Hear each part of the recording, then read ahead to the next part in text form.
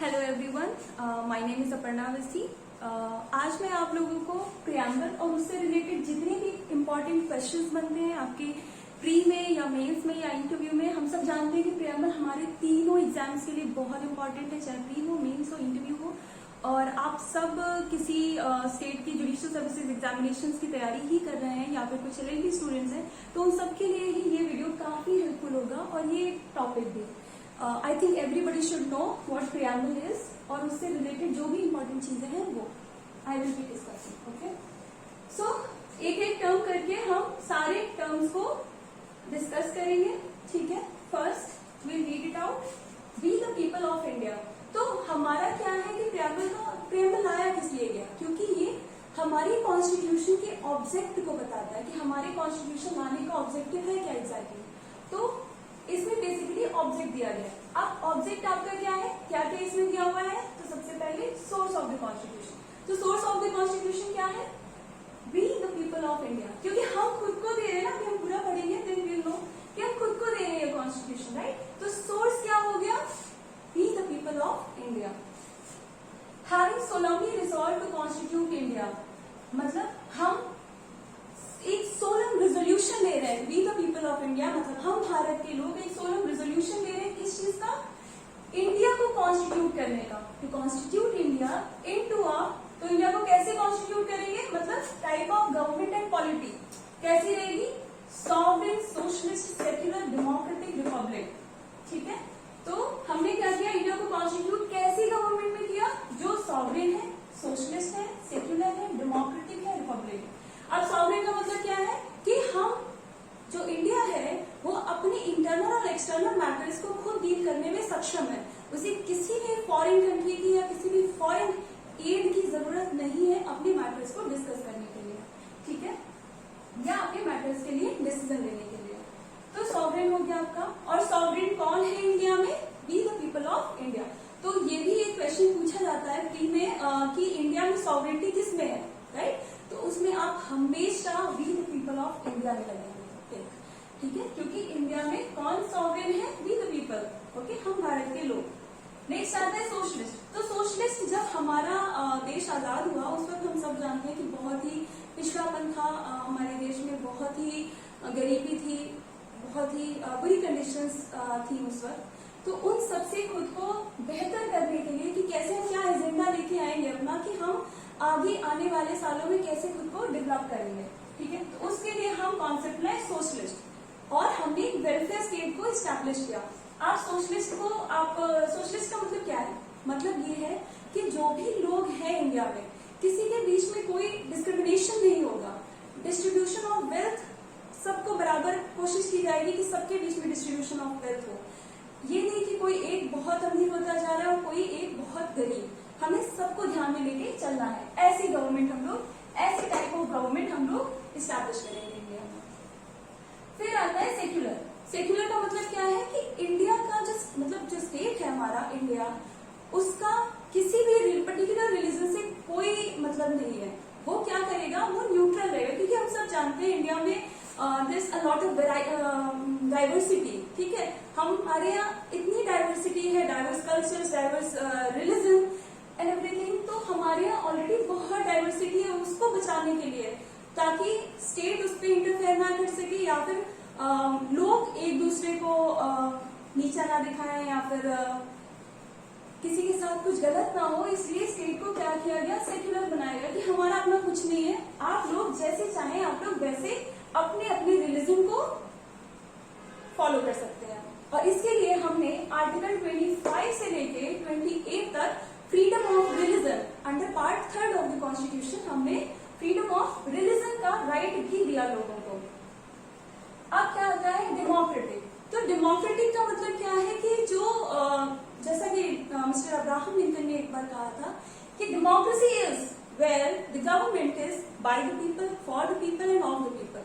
India में क्या है, is government by the people, yes, क्योंकि हम खुद अपने रिप्रेजेंटेटिव्स को चुनकर भेजते हैं ताकि वो हमारे लिए डिसीजंस ले सके। तो ये गवर्नमेंट किसके द्वारा बनाई गई है, लोगों के द्वारा, फॉर द पीपल, तो लोगों के लिए। तो वो जो रिप्रेजेंटेटिव्स जाते हैं वो क्या करते हैं, वो हमारे लिए ही डिसीजन लेते हैं, राइट। तो हमारे ही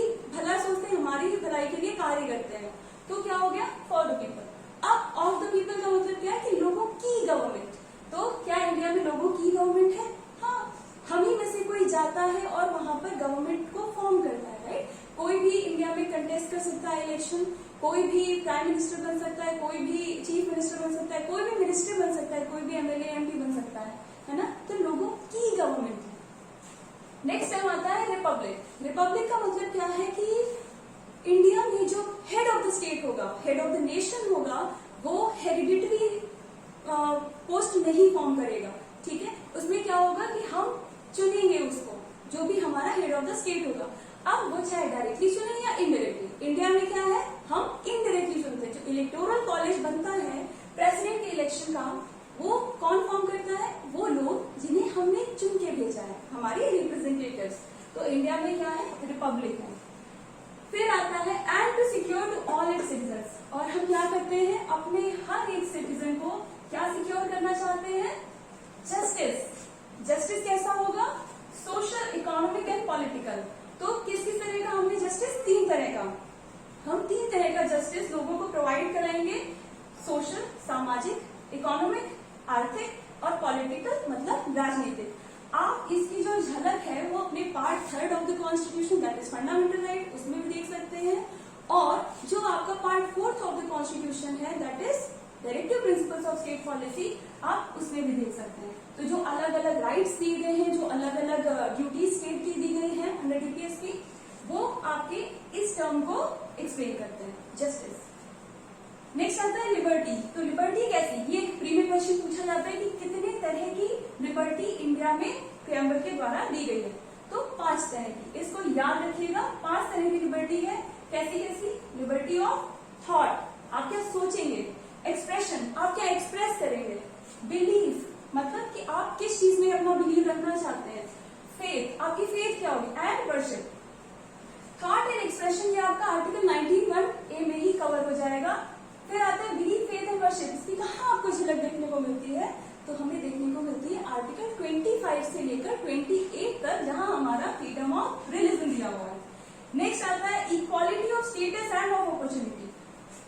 2 तरह की इक्वालिटी, समानता हम लोगों में लोगों को देंगे। कैसी कैसी, उनकी स्टेटस की और अपॉर्चुनिटी की। क्या आप इसकी भी झलक देखते हैं, यस वी सी इट। कहाँ कहाँ, हमारी फंडामेंटल राइट और डायरेक्टिव प्रिंसिपल्स में। फंडामेंटल राइट में आप देखेंगे तो जो राइट टू इक्वालिटी है आर्टिकल 14 से लेकर 18 तक, वो इसी सबको बता रहा है कि हमारे पास ये राइट्स होंगे, ठीक है। तो equality of status and of opportunity and to promote among them all. और हम क्या प्रमोट करेंगे लोगों के बीच में, लोगों को किस चीज के लिए बढ़ावा देंगे, किसकी, fraternity, assuring the dignity of individual.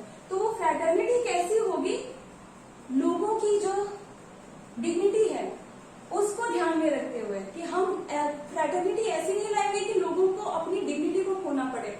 सब क्या करेंगे, फ्रैटर्निटी ऐसी जिसके द्वारा हर एक व्यक्ति को अपनी जो उसका सम्मान है उसको बरकरार रख के हम बंधुत्व को बढ़ावा देंगे, ठीक है। And unity and integrity of the nation. तो और हम क्या एश्योर कर रहे हैं, इंडिया की यूनिटी और इंटेग्रिटी। हम देखते हैं आर्टिकल 1 जो है कॉन्स्टिट्यूशन का, उसमें क्या बताया गया कि India will be a union of states, ठीक है। इसका मतलब क्या है, इंटेग्रिटी, कि हमारे यहाँ जो भी स्टेट है उनके पास ये राइट नहीं है कि वो अपनी मर्जी से अलग अलग हो जाए, है ना, कि अलग हो जाए कि नहीं हमें इंडिया का पार्ट नहीं रहना है, नहीं, we can't do this, no state can do this, okay. उन सबको एक साथ में ही रहना पड़ेगा। अब यहाँ पे एक और टर्म है, डॉक्टर अम्बेडकर ने लिबर्टी, इक्वालिटी और फ्रैटर्निटी, इन तीनों को यूनियन ऑफ ट्रिनिटी बोला है। किसने बोला है, डॉक्टर अम्बेडकर ने यूनियन ऑफ ट्रिनिटी, किसको, लिबर्टी, इक्वालिटी, फ्रैटर्निटी। और उन्होंने ये भी कहा कि अगर हम एक को दूसरे से अलग कर देंगे तो हम हमारी जो डेमोक्रेसी है उसका पर्पज ही डिफीट कर देंगे। तो इसलिए अगर हमें अपने यहाँ जो डेमोक्रेसी है उसको चलाना है, उसको बेहतर करना है, तो हमें क्या करना होगा, हमें लिबर्टी, इक्वालिटी और फ्रैटर्निटी, इन तीनों को ध्यान में रखना होगा। फिर आता है in our constituent assembly this 26th day of November 1949 do hereby adopt enact and give to ourselves this constitution। तो हम अपनी कॉन्स्टिट्यूएंट असेंबली, ऊपर क्या था, we the people of India, मतलब हम भारत के लोगों ने क्या किया, अपनी कॉन्स्टिट्यूएंट असेंबली में किस दिन, 26 नवंबर 1949, 26 नवंबर 1949 को क्या किया, हमने अपना कॉन्स्टिट्यूशन एडॉप्ट किया, इनैक्ट किया और give to ourselves, that means finalise किया। तो अगर ये क्वेश्चन बनता है कि कब हमारा जो कॉन्स्टिट्यूशन है उसको फाइनलाइज किया गया, तो this shall be the date. Okay, adopt, enact मतलब एडॉप्शन की डेट, इनैक्टमेंट की डेट और अपने आप को देने की डेट मतलब फाइनलाइज करने की भी डेट क्या है, 26 नवंबर 1949। ठीक है, ये हो गया। अब क्या देखते हैं हम, ये समझ लीजिए कि ऑब्जेक्ट क्या है कॉन्स्टिट्यूशन का, ऑब्जेक्ट क्या है प्रियम्बल का, कि हम सोर्स ऑफ द कॉन्स्टिट्यूशन बता सकें। ठीक है, तो सोर्स क्या है, we the people of India. Object में फिर क्या आ जाएगा आपका प्रियम्बल का, type of government and polity क्या है, sovereign, socialist, secular, democratic, republic. ठीक है, इस तरह की हमने type of government and polity बनाई है। नेक्स्ट क्या है, राइट्स ऑफ द पीपल। तो राइट्स कौन कौन से रहेंगे, ये है ना, जस्टिस, लिबर्टी, इक्वालिटी, फ्रैटर्निटी। ठीक है, इस तरह के राइट्स हम देंगे अपने यहाँ के लोगों को। ये प्रियम्बल का ऑब्जेक्ट हो गया। अब आते हैं अमेंडमेंट पे। क्या प्रियम्बल का अमेंडमेंट किया जा सकता है? यस, बिल्कुल किया जा सकता है और एक बार किया भी गया है। कब किया गया है, जो 42nd कॉन्स्टिट्यूशनल अमेंडमेंट एक्ट था 1976 का, उसके द्वारा 3 टर्म्स प्रियम्बल में ऐड किए गए थे। कौन कौन से टर्म्स है वो, सोशलिस्ट, सेक्युलर एंड इंटेग्रिटी। ये 3 टर्म्स 42वें संविधान संशोधन 1976 के द्वारा लाए गए थे हमारे प्रियम्बल में, और वो सिर्फ एक बार ही प्रियम्बल में अभी तक अमेंडमेंट हुआ है। ठीक है, अब क्या है, केस लॉस क्या क्या है इसमें, थोड़ी बेरोबारी यूनियन का केस बहुत इंपॉर्टेंट है और इससे रिलेटेड एक वो भी है कि क्या पूछा जाता है कि ये किसमें कहा गया, तो preamble is not a part of the constitution, किस केस में कहा गया था, बेरोबारी यूनियन के केस में। और फिर क्या हुआ, Keshavananda Bharati versus state of Kerala 1973 का केस है, इसमें बेरोबारी यूनियन की केस को, जजमेंट जो थी उसको ओवर रूल कर दिया गया और कहा गया कि नहीं, प्रियम्बल भी जो है वो कॉन्स्टिट्यूशन का पार्ट है और इसे भी अमेंड किया जा सकता है, इसमें भी संशोधन किया जा सकता है। लेकिन क्या ध्यान रखा जाएगा कि बेसिक स्ट्रक्चर ना डिस्ट्रॉय किया जाए, और प्रियम्बल को भी बेसिक स्ट्रक्चर माना गया है। जैसे जो ये सब टर्म्स हैं हम इनको खत्म नहीं कर सकते, ठीक है, हम ऐड कर सकते हैं, लेकिन अगर हम चाहें कि हम इसको खत्म कर दें अमेंडमेंट के थ्रू तो नहीं, क्योंकि ये हमारा सोल है हमारे कॉन्स्टिट्यूशन का, है ना। ये जो टर्म्स हैं, sovereign, socialist, secular, democratic, Republic, justice, liberty, equality, fraternity, unity, integrity, dignity, तो ये सब क्या है, हमारे कॉन्स्टिट्यूशन की सोल है ना, और वो प्रियम्बल में एक्सप्रेस की गई है। तो फिर केशवानंद भारती हो गया। फिर SR Mumbai versus union of India का जो केस है 1994 का, ये इस टर्म से रिलेटेड है, सेक्युलर।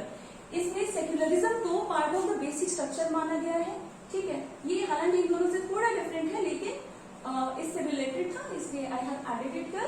तो ये भी केस याद रखिएगा, क्योंकि पूछ लिया जाता है कि secularism is a part of basic structure, ये किस केस में कहा गया, तो वो कौन सा केस था, SR Mumbai versus union of India. अब प्री के लिए कुछ और इम्पोर्टेंट टर्म्स हैं, स्टेटमेंट्स हैं, जिनको पूछ लेते हैं कि ये स्टेटमेंट किसने कहा है। तो कुछ मैंने यहाँ पे नोट डाउन किए हैं। पहला है, preamble to the constitution of India is its spirit and back, ये किसने कहा है, तो जस्टिस कृष्णा अय्यर ने। नेक्स्ट है, our preamble contains in a nutshell ideals and aspirations, ये मैंने शॉर्ट में लिख दिया है यहाँ पर। तो नटशेल, आइडियल्स एंड एस्पिरेशंस, याद रखिएगा किसने कहा है, जस्टिस सुब्बाराव ने। और किस केस में कहा है, Golaknath versus state of Punjab के केस में जस्टिस सुब्बाराव ने ये स्टेटमेंट दिया था।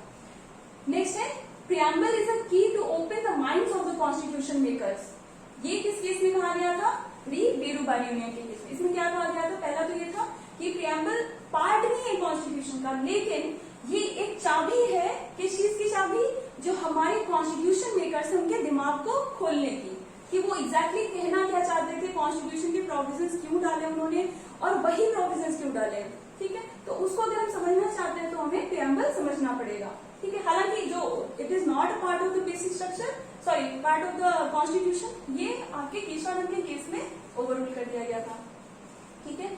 नेक्स्ट आता है इनैक्टमेंट, ये भी प्री के लिए बहुत इंपॉर्टेंट है, इसमें भी पूछ लिया था कि इनैक्टमेंट डेट क्या है, तो 26 नवंबर 1949 इनैक्टमेंट डेट है, और एनफोर्समेंट डेट क्या है, तो 26 जनवरी 1950। याद रखिएगा 26 नवंबर इनैक्टमेंट की और 26 जनवरी 1950 एनफोर्समेंट डेट की। एनफोर्समेंट की डेट है कि किस डेट से हमारा कॉन्स्टिट्यूशन प्रभाव में आया, वो कौन सी डेट है? 26 जनवरी 1950। इसके अलावा मेन से रिलेटेड क्वेश्चन प्री में आपका इस तरह से पूछ लेते हैं, फिर इंटरव्यू में भी आपसे ऐसे पूछ लेते हैं। कभी कभी पूछ लेते हैं कि प्रियम्बल आता है आपको, प्रियम्बल बताइए कि क्या है हमारा प्रियम्बल। तो आपको आना चाहिए। एक्चुअली हर एक लॉ स्टूडेंट को आई थिंक प्रियम्बल तो याद होना ही चाहिए, क्योंकि ये आपको अलग अलग जगह काम आता रहता है। अभी एमडी में शॉर्ट नोट्स में पूछा गया था इसको कि प्रियम्बल लिखिए, तो आई थिंक ये बहुत इंपॉर्टेंट है। और फिर आता है आपका मेंस में, और क्या पूछ लेते हैं इसमें, सेक्युलरिज्म को एक्सप्लेन करने को बोल देते हैं। तो आपको ये केस लिखना है, करुणा रॉय का केस लिखना है, वो आपको लिखना पड़ेगा। और प्रियम्बल में अमेंडमेंट, तो अमेंडमेंट से रिलेटेड आपकी यही केसेस है, बेरुबारी यूनियन, केशवानंद भारती, ठीक है। तो इनको आप अच्छे से लिख दीजिएगा, आई थिंक ये आपका सफिशिएंट हो जाएगा। और इंटरव्यू के लिए तो इम्पोर्टेंट है ही, क्योंकि इसमें से कुछ भी पूछ सकते हैं। और प्री के लिए भी ये सारे टर्म्स आपको पता होने चाहिए कि किस टर्म का मतलब क्या है, क्योंकि जरूरी नहीं है कि डायरेक्ट वो यही क्वेश्चन पूछे, कभी कभी वो इनका मतलब भी पूछ लेते हैं। तो आपको ये सब आना चाहिए, ठीक है। तो आज के लिए इतना ही। अगर आप लोगों को कोई भी टर्म ना समझ में आया हो तो आप प्लीज कमेंट सेक्शन में लिख दीजिए। मैं नेक्स्ट टाइम कोशिश करूंगी उसको दोबारा से आपको एक्सप्लेन करने की। और अगर आप कोई और टॉपिक भी समझना चाहते हैं जो अभी आपको थोड़ा टफ लग रहा है कुछ भी, तो आप प्लीज उसे कमेंट सेक्शन में लिखिए। I will try to explain it to you in a better way so that you can understand it. बाकी थैंक यू।